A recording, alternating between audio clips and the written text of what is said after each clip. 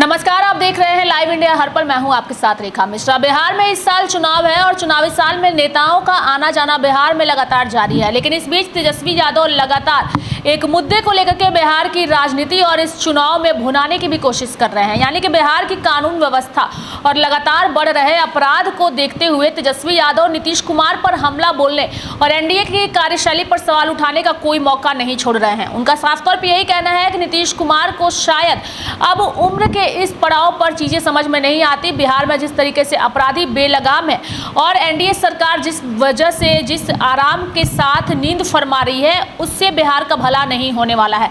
तेजस्वी यादव के इन आरोपों को अगर हम देखें तो ये आरोप ऐसा पहली बार उन्होंने नहीं लगाया है। लगातार अगर 1 से 2 महीने का उनके पूरे बयान को निकाल ले तो हर दिन तेजस्वी यादव मीडिया के सामने बिहार की कानून व्यवस्था का सवाल जरूर उठाते हैं और ऐसे में ऐसा प्रतीत हो रहा है कि इस बार उनका चुनावी मुद्दा जो है वो अपराध बेहद ही महत्वपूर्ण है और कानून व्यवस्था को लेकर के सीधे वो एनडीए पर हमला बोल रहे हैं।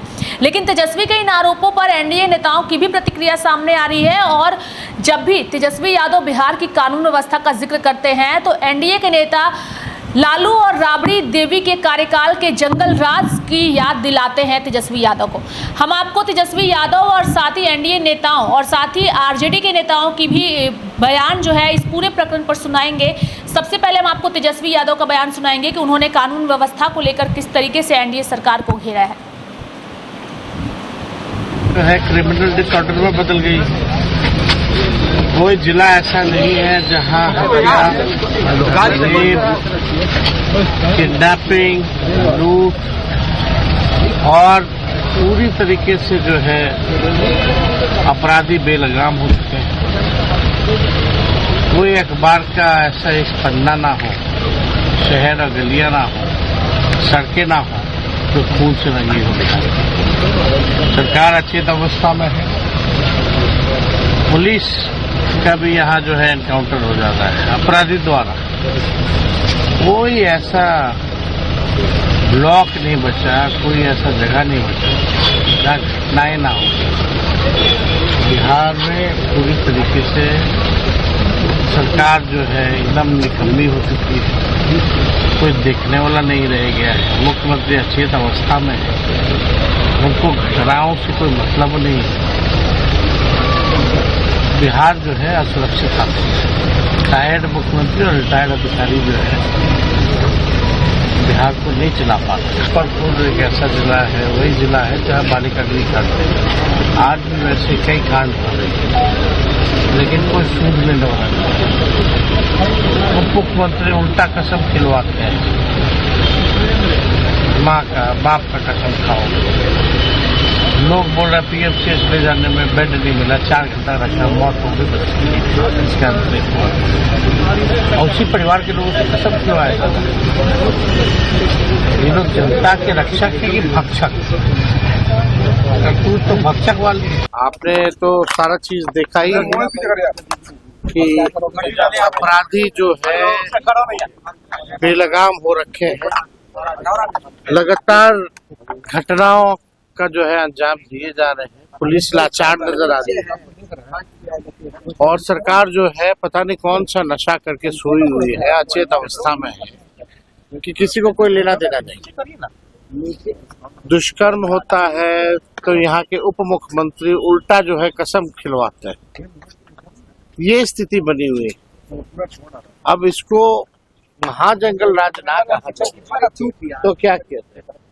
अस्पताल जाइए तो भ्रष्ट अधिकारी जो है उन पे कोई कार्रवाई नहीं होती है।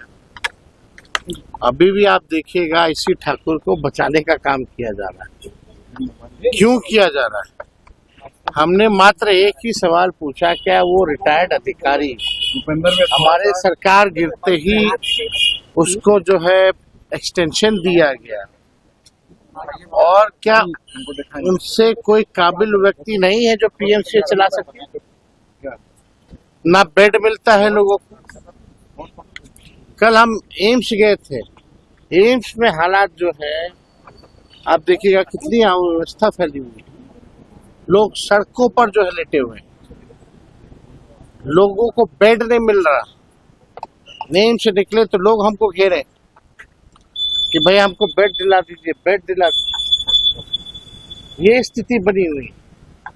तो ये माफिया लोग, जितने लोग हैं बिहार सरकार में बैठे लोग, केंद्र सरकार में बैठे लोग, जिनको जनता के पीड़ा को देखना चाहिए, तो और पीड़ा देने वाला काम ये मौजूदा सरकार जो है कर रही है। सर मेरा स्वास्थ्य मंत्री और स्वास्थ्य मंत्री और नीतीश कुमार को क्यों है लगातार घटनाएं घट रही है, कोई ध्यान नहीं दे रहा है। मंत्री जी को महिलाओं ने घेर लिया है। कैसे देखिए मुख्यमंत्री जी, हम तो शुरू से ही कह रहे हैं अचेत अवस्था में है और अब बिहार चलाने के योग नहीं रह गए, सरकार चलाने के योग नहीं रह गए। मुख्यमंत्री को तो ये भी नहीं पता उनके एमपी एमएलए कौन है, ना चेहरे से पहचानते हैं ना नाम से पहचानते हैं।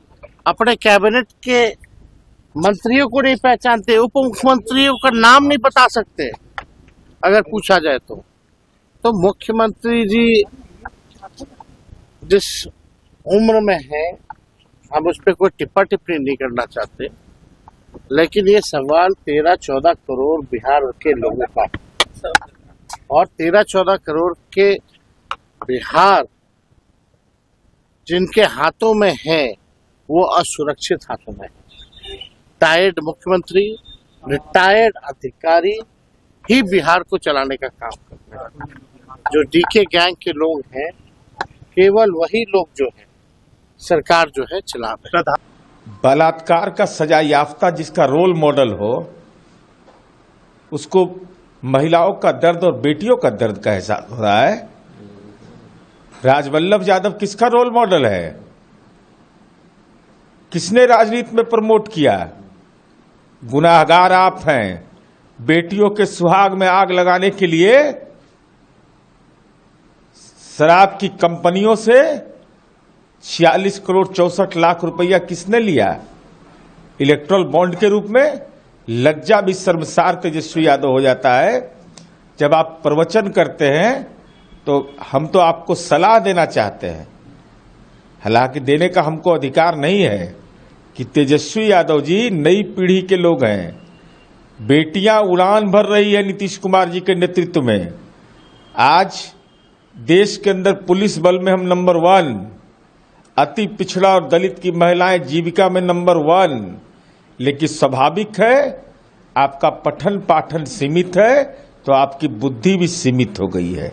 बिहार की छवि को नकारात्मक रूप से पेश करना यह आपका राजनीति का संस्कार हो सकता है, क्योंकि वैसे लोगों के राजनीति में पनाहगार आप ही बने हुए हैं। देखिए, रिलक्टेंट मीडिया को भी अब ये खबरें दिखानी पड़ रही हैं। जाहिर तौर पर कि मीडिया में एक तरह से इन खबरों को इनविजिबलाइज करने की कोशिश थी, लेकिन जब पानी सर के ऊपर से गुजर गया तो वो कल भी मैंने बातचीत के संदर्भ में कहा था कि तेजस्वी यादव जी आलोचना के लिए सिर्फ आलोचना नहीं कर रहे, आहत बिहार की भावनाओं को सरकार तक पहुंचाने का काम कर रहे हैं। सरकार अगर जाग जाए तो बेहतर है, ना जागे तो जनता के पास बदलाव की कुंजी है, क्योंकि ये चुनावी वर्ष है।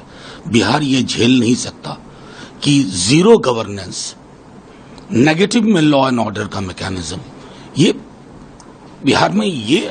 तो आपने तेजस्वी यादव को भी सुना और साथ ही सत्ता पक्ष के नेता, जेडीयू के जो नेता हैं उन्हें भी आपने सुना। सभी जो है वो अपने अपने स्तर से अपनी अपनी बातों को रखते नजर आ रहे हैं, लेकिन फिलहाल बिहार में इस साल चुनाव है और चुनाव से पहले सरगर्मी बिहार में साफ तौर पर नजर भी आ रही है। मेरे साथ फिलहाल अभी के लिए इस खबर में इतना ही। आप देखते रहिए लाइव इंडिया हर पल। नमस्कार।